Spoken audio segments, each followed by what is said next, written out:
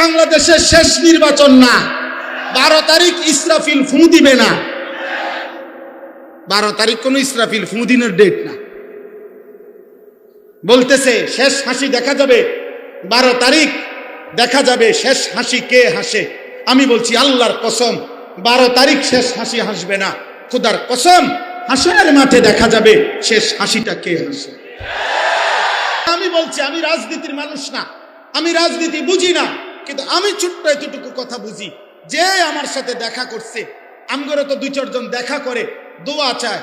আমার কথা হইল ভাই, কোন রকম 92% মুসলমানের বাংলাদেশে, 95% মুসলমানের বাংলাদেশে কোন রকমের জোরাতালি কথা, নয়ছয় কথা, ইউরোপের কোন বেঈমানকে খুশি করার জন্য ভিন্ন কোনো কথা বলবেন না।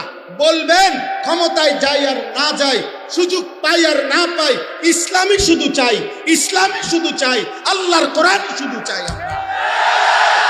এটাই কথা, এটাই শেষ কথা।